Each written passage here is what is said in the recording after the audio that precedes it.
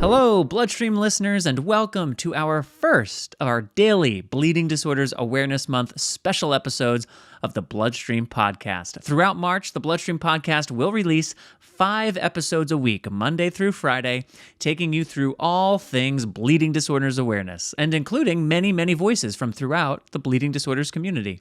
The first 4 will be bite-sized episodes, like maybe 8-10 minutes, and then on Friday, Amy and I will be releasing our regularly scheduled episodes. I hope you enjoy the bonus content. Don't forget to subscribe to the BloodStream podcast and tell a friend about us. Thanks to the presenting sponsor, Takeda, and hey, welcome to BloodStream!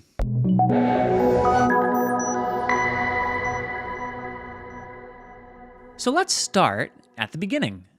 What is Bleeding Disorders Awareness Month? Well, in 1986, then-President Ronald Reagan designated the month of March as Hemophilia Awareness Month to bring awareness and attention to those living with a bleeding disorder.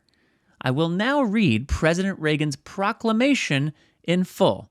Disclaimer, you may catch a few words or phrases that we advocates might not use nowadays.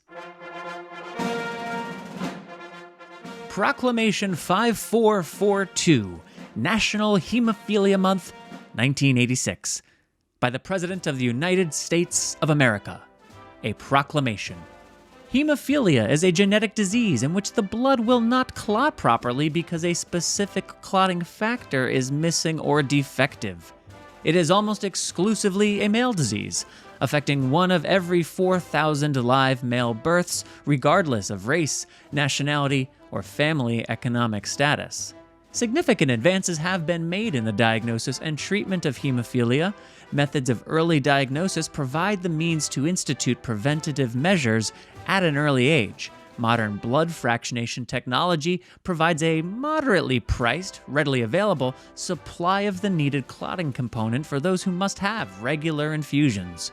Still, hemophiliacs face a life of unpredictable medical complications that may result in disability or death. Proper medical treatment for the hemophiliac and public awareness and acceptance of this medical condition will allow the individual to live a normal, productive, and independent life, and will dispel many of the common misconceptions of the disease.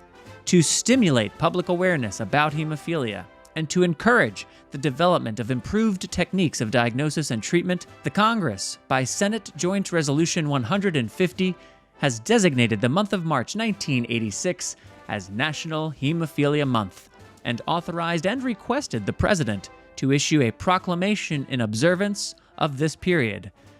Now, therefore, I, Ronald Reagan, President of the United States of America, do hereby proclaim the month of March 1986 as National Hemophilia Month. I invite the governors of each state, the Commonwealth of Puerto Rico, the officials of other areas subject to the jurisdiction of the United States, and the American people to join me in reaffirming our commitment to finding better ways of helping those afflicted with hemophilia. Signed, Ronald Reagan. And that's how it stood. From 1986 through 2016, for 30 years, March was designated Hemophilia Awareness Month. Now, it's not entirely clear if President Reagan was referring to March 1986 or March every year indefinitely. Regardless, as far as the community was concerned, March was now Hemophilia Awareness Month. Then, on January 27th, 2016, after a great effort, the National Hemophilia Foundation announced that the U.S. Department of Health and Human Services had approved for inclusion on its National Health Observances calendar each March as Bleeding Disorders Awareness Month.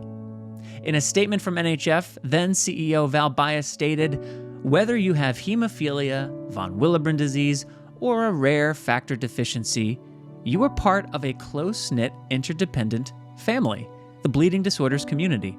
I am so proud of our community, my NHF team, and HHS for making this month, our month, possible." And there you have it. That's how the inclusive, community-wide recognition of March as Bleeding Disorders Awareness Month started.